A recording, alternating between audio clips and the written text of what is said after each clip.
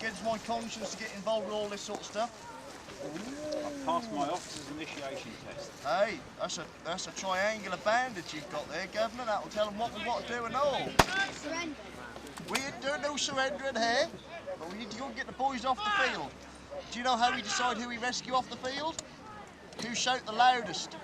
Because they'll be the ones that will stand the best chance of surviving. They're not coming over yet. They're not an aggressive manoeuvre force, are they? No. Well, because they're waiting for their orders to go over the top as well. The trouble is, we get more orders to go over the top than they do, and so that's how we lose more men. That's a terrible waste.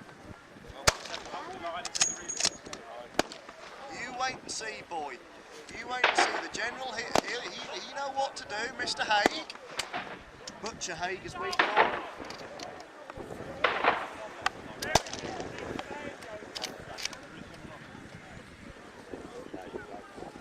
I don't like those kind of flowers.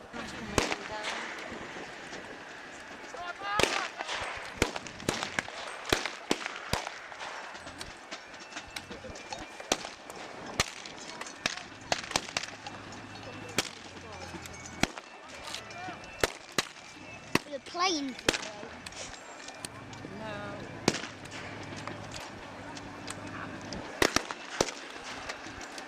Oh, look at it.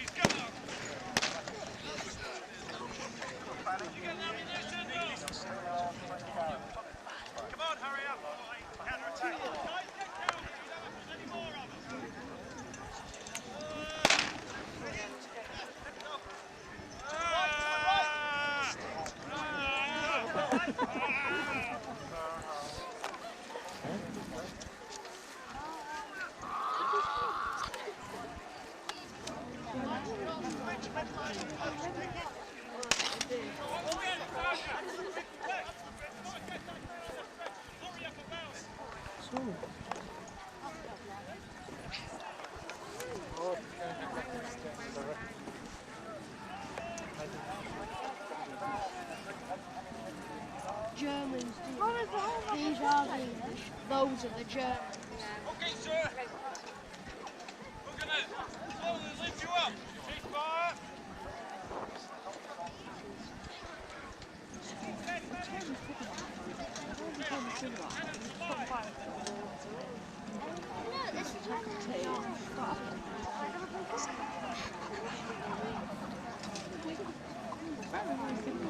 One, two, three.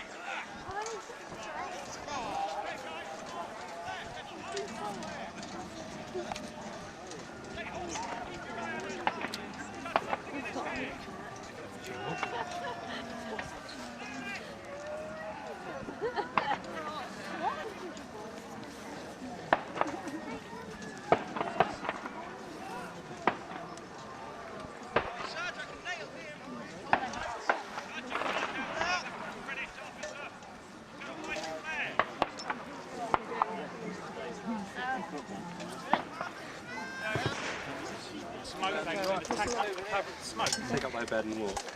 That would then be their guys to put these on. As soon as you put them on, you can see total confusion. What they got him as Enable the the Germans. Germans to get into the British trenches. As soon as we realised we was under attack, rocket gas, we Can would kill crush them him. as best we could. Follow them back. Thank you, Dick. You have to get up in the base there. Hey, Tommy, are we supposed to be shooting these Germans, or are they retreating, or what? These goddamn officers don't shoot. Is that it? That's it. We could then round up We can leave and the then line. That don't take much for them to leave the line, do it, though? they wouldn't allow that. No! Small initiation of a situation that would have happened 1916 on paper. Thank you. Later I send us some Each regiment was fuel station personnel for you. get my helmet. Very nice, all out there. Well done, I'm a Joe. member of an officer of the machine. So what? It's damn hot out there. There, damn hard. I turned you backwards because Right? Hey! Holy cow! Forward! Forward!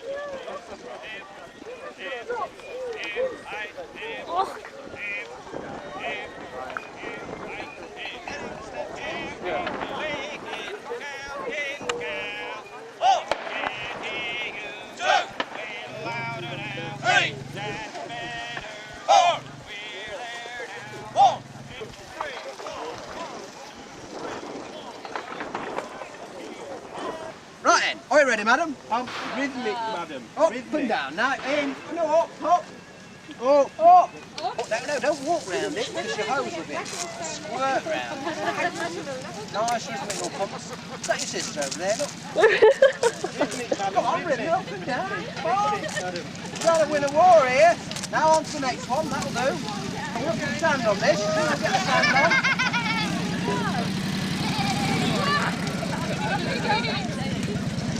You want to join the Norwegian Army, one of them little countries who chucked it in.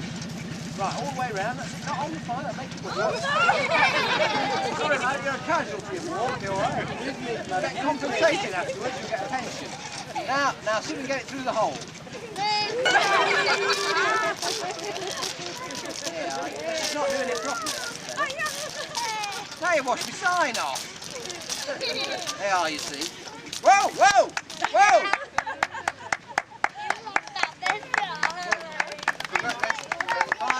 Now, anyone else? Oh, sorry. Sure you will on them to come on feet. I want this kid. Alright, anyone else have a go? Now, fire guard training, very important. We need 1 million fire guards. You go on the nose, you go on the oval, you go on the pump. You on the pump? Get that rat out of my bucket. No, use the other bucket for that. Hey! Yeah, go and have a look. And here they come, look at them. I'm told they're about 200 feet, Peter, a bit more? 200 feet up, they'll give you a sense of scale. And they're going at full whack there, so not very fast. So you've got two SE5s and they're on the tail of the German Fokker triplane. Let's see what happens. Now if you want to watch that, fine. Alternatively, coming on Arena 2, we have a detachment, I believe of the ARP, and they're going to do a display along with other members of the Civil Defenders, Chatham Home Guard, about the Home Guard in 1940, because we have to remember that this weekend is exactly the 60th anniversary of the first major Luftwaffe attack on Britain, 13th of August 1940, Eagle Day, and so the Home Guard will be very busy doing their bit to repel the Germans. And so, first of all, we're going to have a play, and then you're going to be invited to take part in a bit of Home Guard drill if you fancy it. So on your left, you've got 1940 in the Home Guard, and on your right, hopefully, very shortly, you will have the World War I dogfight. We hope you enjoy it, and I'm now going to hand over to the Civil Defenders, who are going to talk about the summer of 1940 and what the Home Front were doing to keeping Mr. Hitler at bay. Well, hello ladies and gentlemen. The three fellows out in the arena at the moment, actually two fellows and a lady, are representing members of the Air Raid Wardens Department, the Wardens Service. ARP was established very early in Britain. It was started in 1936. The Wardens Service was launched in 1938. Eventually 3 million people served in Air Raid precautions. In 1941, ARP was renamed Civil Defence to widen its role. It included the fire services, the police services, ambulance, rescue, and various welfare services, mainly supported by the Women's Voluntary Service, later to be the WRVS, the Royal Prefix added. It was very traditional in home defence exercises for the wardens to play the role of the nasty Hun. So at the moment our three Air Raid wardens are playing the nasty Nazis. Now, we're waiting on the right-hand side, over to your left, sorry, is the members of the Home Guard, by an announcement by Mr. Anthony, the Under-Secretary of State for War. Within 24 hours, he's got 500,000 recruits, which is massively more than they'd expected. They were looking for 100,000 men.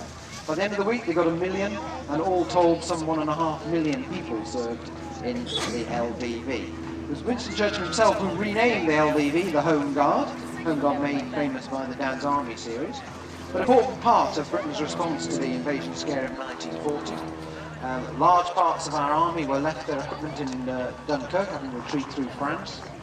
And there was a desperate shortage of manpower, particularly to protect vulnerable areas. There was a huge scare of paratroopers and fifth columnists, and the Home Guard was formed in a direct response to that, in the hope that they would defend every town, village, post office, and the whole thing.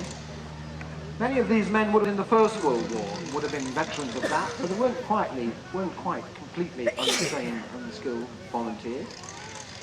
Very enthusiastic men, served from all walks of life, all sections of the country, a huge response. They're demonstrating the sort of standard infantry tactic of the period, move and fire. One section moving, while the other section gives it covering fire. Smoke barrage in front, trying to keep them together. The gas rattle that the Air Raid Warden is waving would have normally signalled a gas attack. On this occasion it's being used to represent machine gun fire. The two bicycles are our Nazi tank, which is closing in on the Home Guard. The Home Guard initially had very, very few weapons, very limited uniforms. But within a year most of those deficiencies have been put right, and the Home Guard ended up equipped to very well uniformed body of men. Standard infantry tactics. One section moving, one section provides covering fire. The Home Guard's role in an action phase is very difficult to plot how effective it would be. There were many thousands of them, and then we certainly covered all the vulnerable areas. They were scattered about, and therefore not likely to be highly effective as the mobiles that the army would have brought up. But certainly very, very effective in holding the enemy, pinning them, stopping them moving around.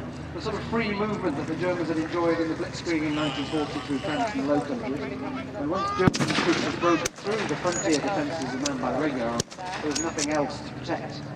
No other forces available to stop them or hinder them. That certainly wouldn't happen here in 1940. Britain had a well-organised defence force, protecting every crossroads, and there were still many thousands of boxes, anti-tank defences and all sorts of concrete emplacements spread across the country. Home Guards taking casualties as they're advancing here. The Home Guard are attacking the Germans, rather than simply defending. Moving, one section moving forward there. Move, stop. They now provide covering fire, while another section moves forward. For a grenade. Quite a few casualties amongst the Home Guard, although they never actually saw fighting on the ground against the enemy. They were certainly involved in detaining suspected spies, and rounding up lots of shot down Luftwaffe pilots. They never actually came to grips with the enemy. Fortunately, perhaps. We've got a warden casualty there. One of our wardens has gone down. Waiting for the Home Guard to close in. Home Guard were very fond of the bayonets. The final charge with the bayonet and putting the bayonet into them. This is a big sort of First World War thing, closing in with the Home Guard had lots of training coming through. A lot of them went into guerrilla warfare. Tactics that were learned during the Civil War by the Republican forces. A number of training schools were established across the country. Some of them irregular, and our war officers weren't very happy with some of the things that the Home Guard were learning and teaching each other. Well, they're throwing up the tank now. Got a fancy bomb on the tank. Oh, that's the tank gone. That's the German tank knocked out.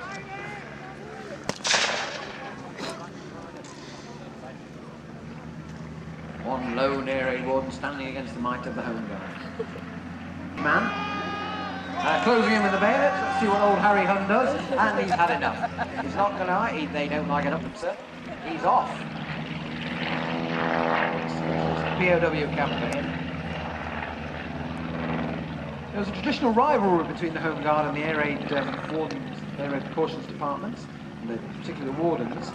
Wardens have been active since before the war started. They first went on duty at the time of the Nueces in 1938. And during the Phony War, there was quite a rivalry and a hostility against a number of the wardens. They were seen as being overpaid and not doing anything. And of course, once the Blitz started, there was a great cry that we need more wardens. Wardens really did come into their own in the blitzed areas. Britain had very elaborate air raid precaution and civil defences.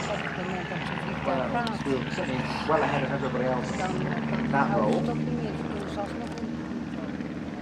the Home Guard are rounding up their prisoners, capturing their dead. We have a lady warden on duty at the moment. A third of the wardens were female.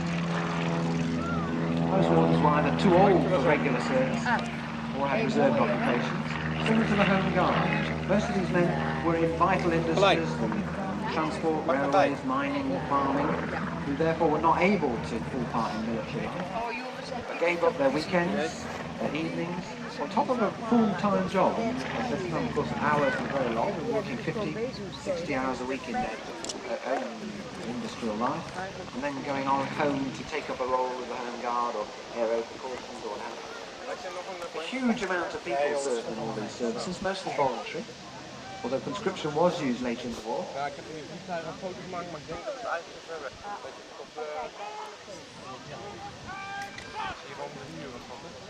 Home Guards and wardens forming up.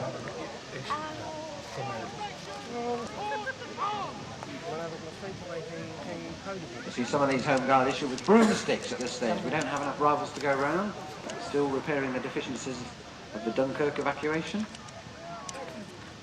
Early Home Guard were issued with one rifle between 3 men and only 5 per rifle. Difficult to see what they'd have done to Nazi stormtroopers under those conditions. Into a great deal of inventiveness of soldiers in producing all sorts of weapons, with a Molotov cocktail being the favourite, which is a petrol bomb. Beer bottles filled with petrol thrown at the enemy.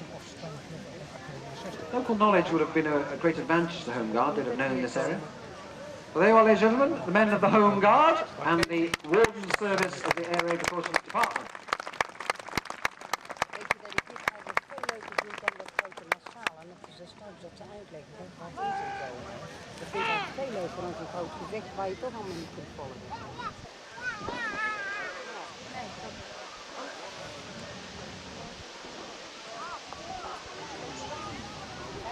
Now there is a big 1940s display area. We have WVS, we have a police, we have evacuees, all sorts of things. All sections of the home front are represented up in the 1940 area, at the back here, with members of the regular army and all sorts of other sections from 1940, 42, 43. So if anyone's interested in coming to see us, we'll be delighted to entertain you. There's some stirrup pump training for anyone that fancies joining the fire guard. Home Guard marching off. Left, right, left. Right, left. Right.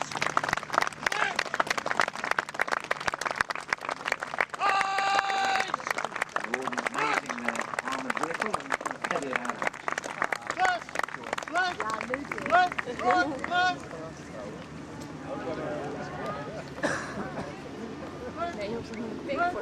There you go, thank you very much, ladies and gentlemen. Hope you enjoyed that. And if you want to find out any more about the 1940s area and the home front, please come and see us up in the display area at the back of the camp.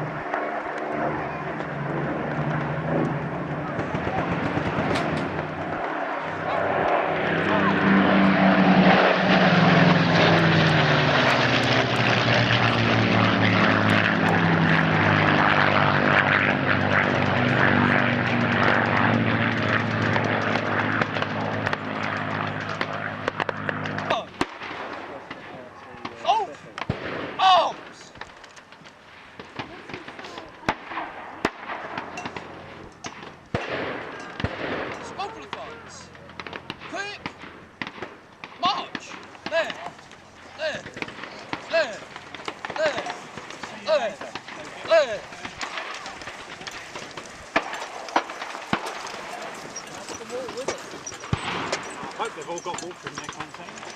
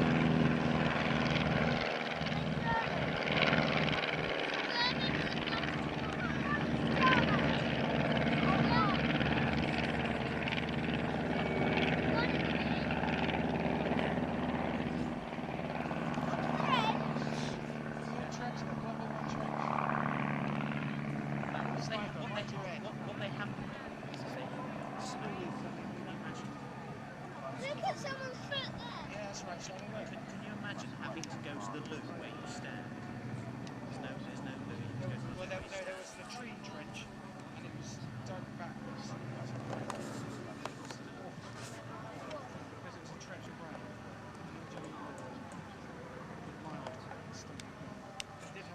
When it flooded, trenches in Flanders used to flood. The trench would all flood and it would float the trench. River trench was what? Rotting blood and Corpses. You couldn't bury the dead. they just push the bodies over in French trenches. So you can imagine the snuff that's taken. Everything else looks very good. They lived in these trenches for years. The same guys who were taking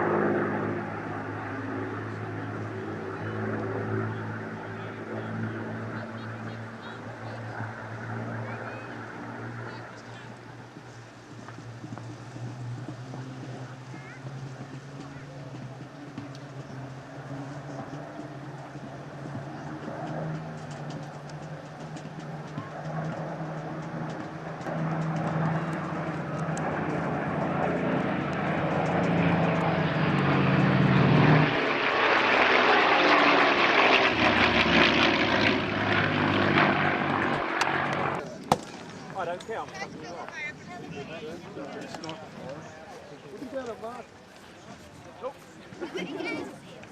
So brave, having a shave and trying to part his hair.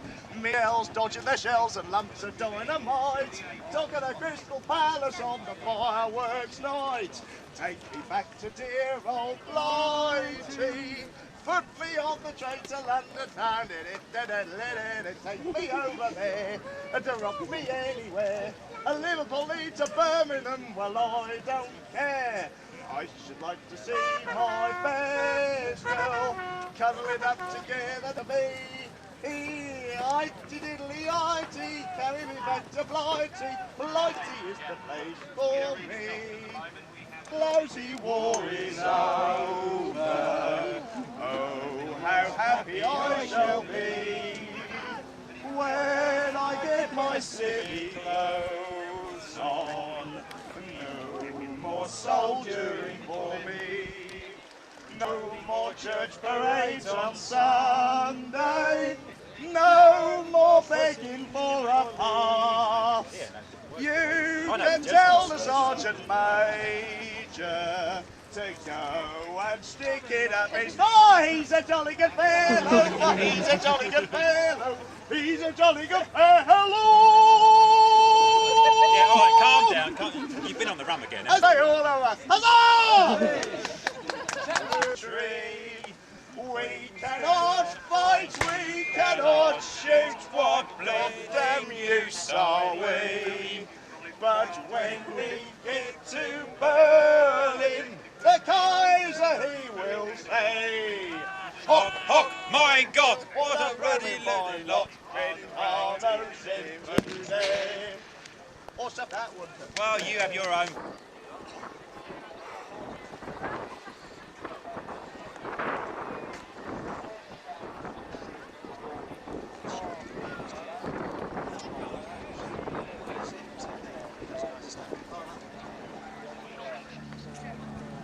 The Americans, of course, they got masses of ammunition. They started the position with a dangerous spot, hose the tree line. Get their head.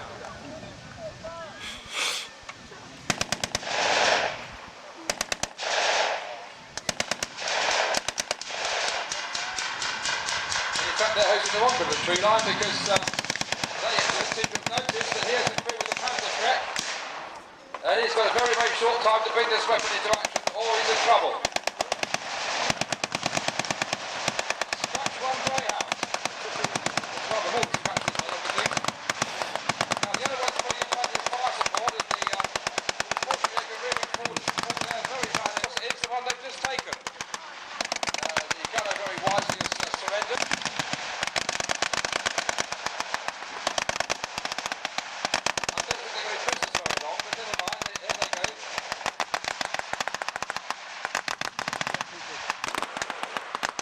Ladies and gentlemen, it's really going to be exciting and standing up in the seating area. Please don't do that. It's making it difficult to see.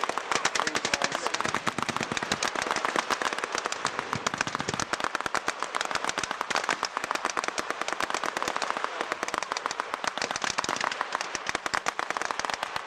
Something to happen at the rear of the column.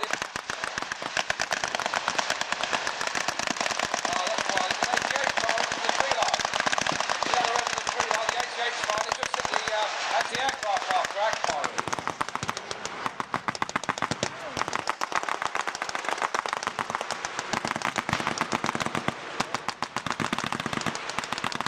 Now this track's in developing quite nicely.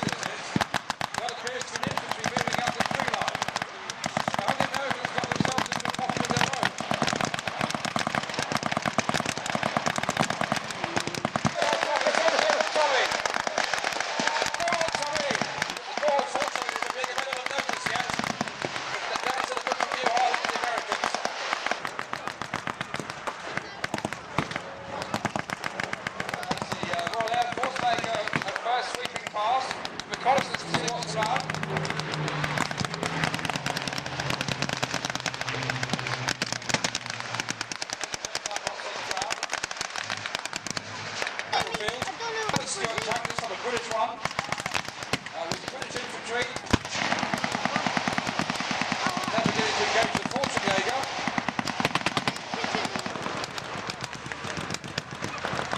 This time they're taking the British Steward.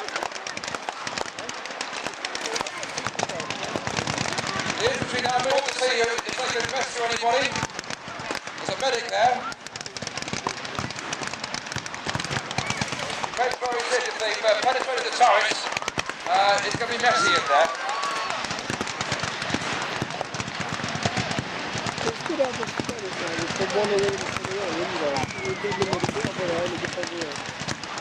The British are now setting up at Warwick North. It's the most beautiful aeroplane ever made. It's a wonderful sound of the Berlin engine.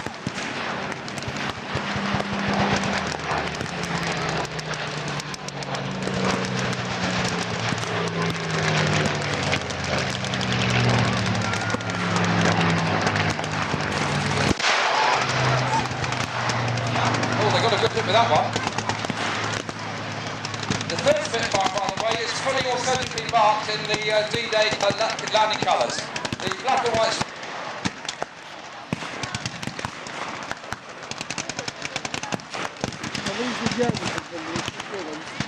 Fortune being pushed further and further back. Not really where it's supposed to go. Of course, the Americans are there, although they're facing the other way. The German attack from the rear appears to have been stalled. The Germans managed to get their infantry gun into action. This is kind of just captured back from 75.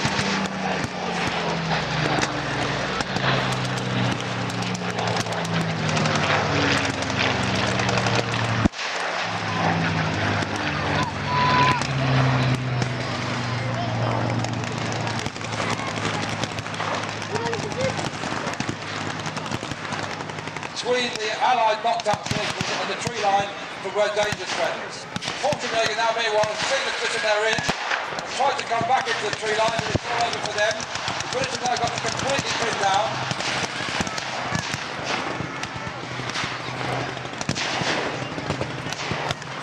The Americans at the other end now able to drive the Germans back. Spitfire's coming in the sound of it,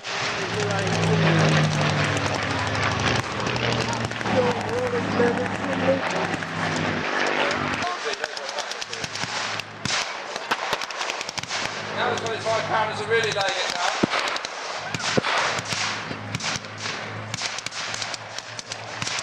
The Fortune Jägers attack comes today. They fared rather better than the poor old Fortune.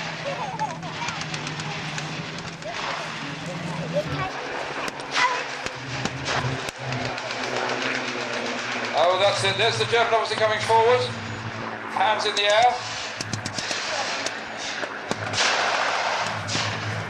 No, what a brave, foolhardy driver. The German officer now, that's it, the German, he's had enough. There's nowhere to pull back so they can get straight into the tree line. There's no point actually being rounded up by the American there with a Tommy gun. Disarmed. And that appears to be the end of the battle. The Falaise pocket, ladies and gentlemen, is now closed. And that's it, ladies.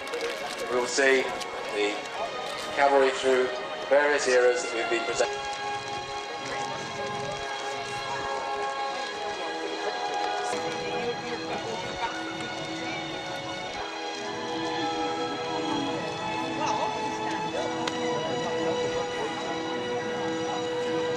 Rear of the jousting knights, we have a detachment of Grenville's horse, Royalist cavalry from the English Civil War. Cornets there carrying the standard. Directly behind them, light dragoons, wonderful 12 light dragoons of the Napoleonic period, and bringing up the rear of them, some Yankee cavalry, the American Civil War, the ones we saw in action. And up the column, a pair of Boers, who you may have seen charging down the hill to engage the British supply column, firing their mouses there. Wonderful sight. In a minute, when they reach the end of the crowd line, they will turn around, return to their position, and go forward at the charge. That will be. Of course, you can't just put anybody on a horse or on horse if you're going to do reenactment today. Everybody has to be safe, reaching its most glorious era under the Emperor Napoleon, and perhaps its most fantastic moment at the Battle of Jena in 1806, where a solid wall of brigades of cavalry under General Murat charged into the Prussian army and put it to flight. Thousands of massed horsemen. Wonderful sight. Round they come.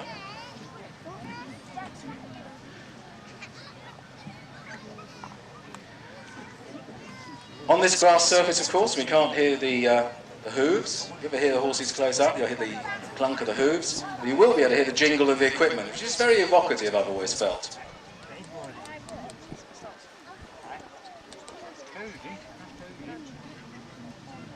So if we could ask the perhaps to break into a trot now and move forward at a steadier pace, they'll get ready for their charge when they reach the other end. Very difficult to keep cavalry in good order at speed, of course. That's why they're taking this quite easily, especially when you've got a multi-era cavalry group like this. And of course, especially if you're in the jousting gear, because you're riding along in full plate armour and you're looking through two tiny little eye slits, and it's the equivalent of riding along at 20 miles an hour, looking through a letterbox, which is very, very small.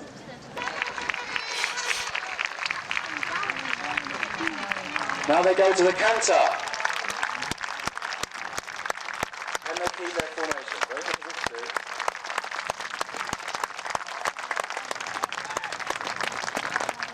And then now goes to the charge. Still keeping the pace steady.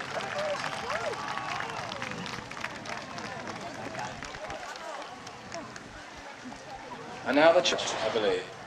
Go on, ladies and gentlemen, give them a cheer as they go forward. Wonderful.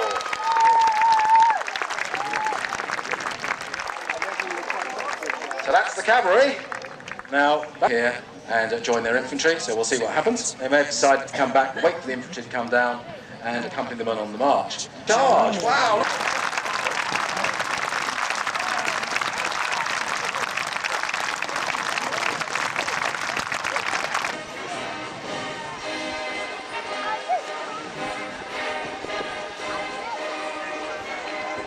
Right at the inside it, from World War II. And they're going to swing round and whiz past you at close range, and as they do, they're going to be giving a good wave, and I hope they'll do the same. And, whoa, look at this, the Greyhound armoured car whizzing ahead now. Bit of a race here between the Jeep and the armoured car, who can get to the end. The poor old Stuart tank, wonderful little light tank.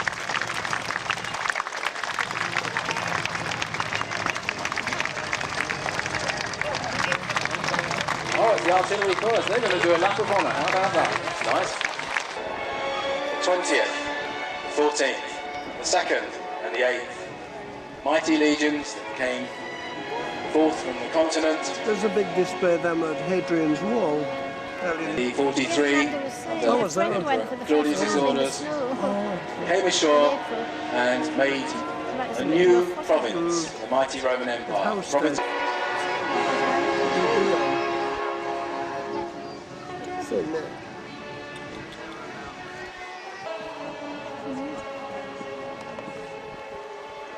Ready. The standards, the Vikings appear on the horizon behind them. What a wonderful sight this is going to be. Now the magical situation, and the Romans simply walked all over them in rather steamroller tactics. That's the way it goes. Saxons coming down the hill with their shields. What a wonderful sight.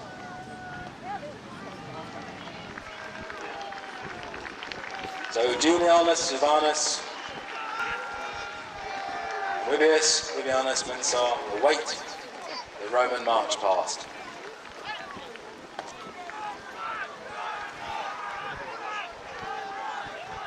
Hear the shout of the troops as they come along.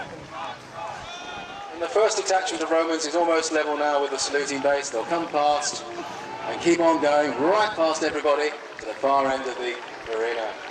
Wonderful sight.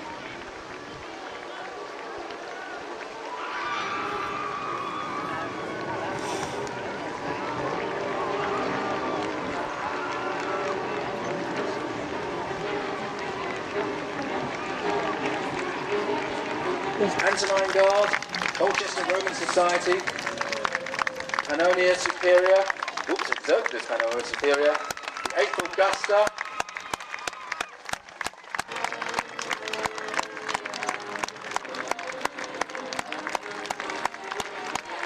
now the late Romans, the Christian Romans, under their commander, wonderful, defending the empire against the barbarians.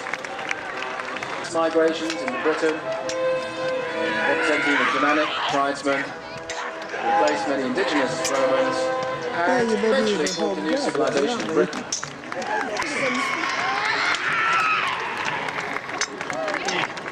It's now time for our late Roman dignitary to retire, to be replaced representative of what we somewhat erroneously call the Dark Ages.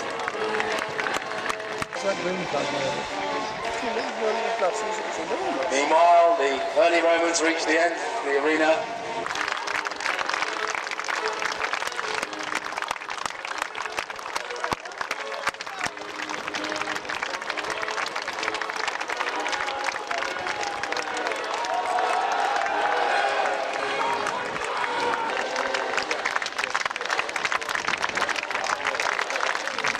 Meanwhile, the start of the 15th century troops.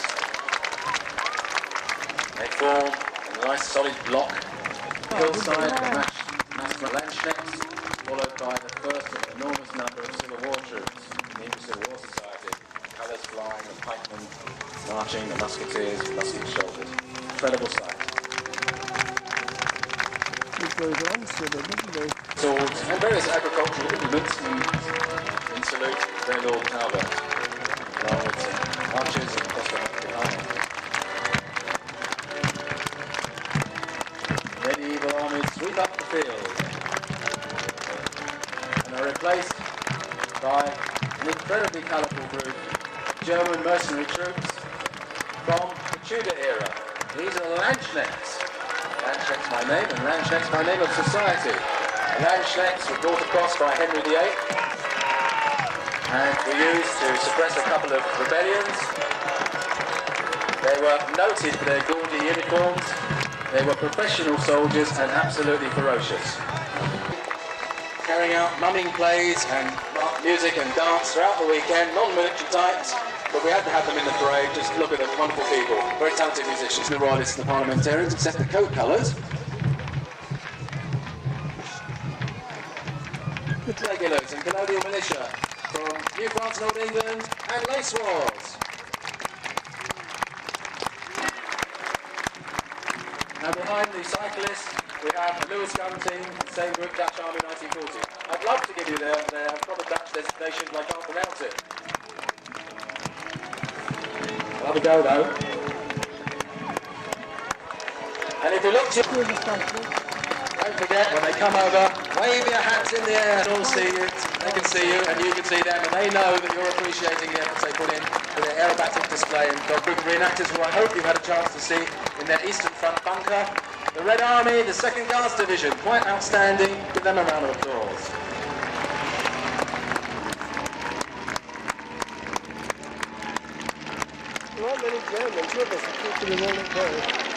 Now coming up to the podium, we have the simply wonderful Civil Defenders, Chatham Home Guard and Victory in Europe reenactors of 1940. I hope you went to see the 1940 from the World War II Living History Association and the Victory in Europe Reenactment Society. And as they come past, give them a cheer, and let's wave at the triplane and the 55 again.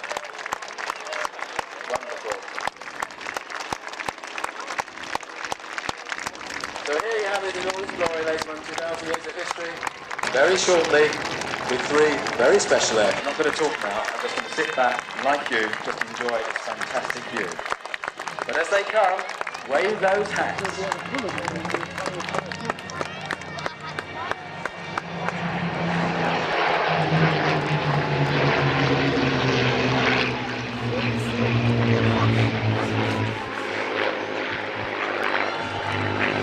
Oh, look at that. My goodness. It's tears to the eyes, isn't it? We're now moving round their final stage of their display. They've got 4 minutes in the air over here. And remember, what they're doing and what we're doing today is commemorating the Spitfire and Hurricane pilots that stood up to the might of the Luftwaffe this exact day years ago. And they came over in waves and waves to try and take out the RAF bases, only to be repelled with terrible losses by these very pilots.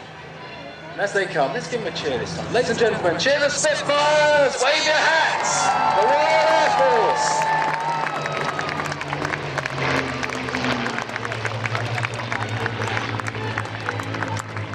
When they get to your position.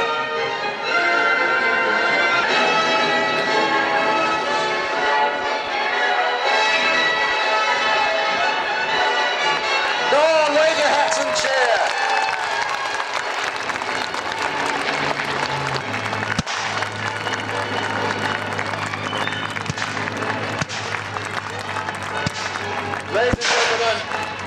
Howard Giles and the director of History Action 2000. I hope you had time.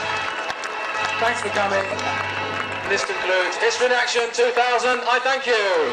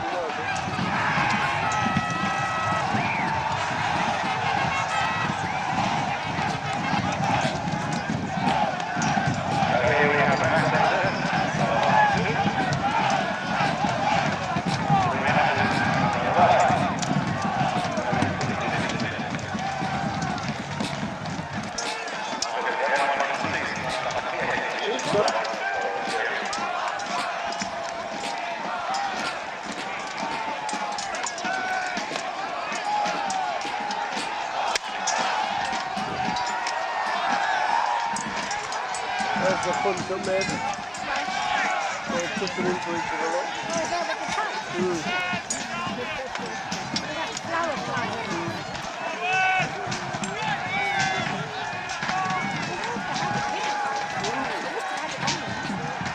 I imagine when you're slowly on it, people like that who are scared to death and we get from their uniforms.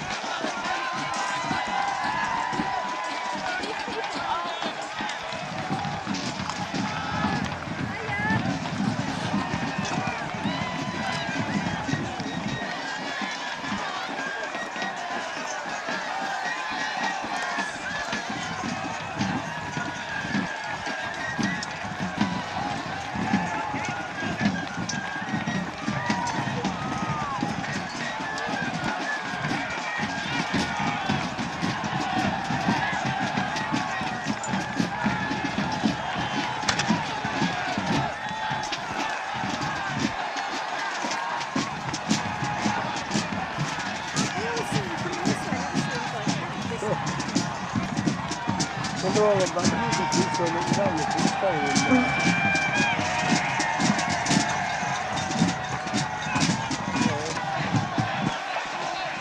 If they're dropping the hatch, you know, it's all out in that tank. Close to the black hat tank.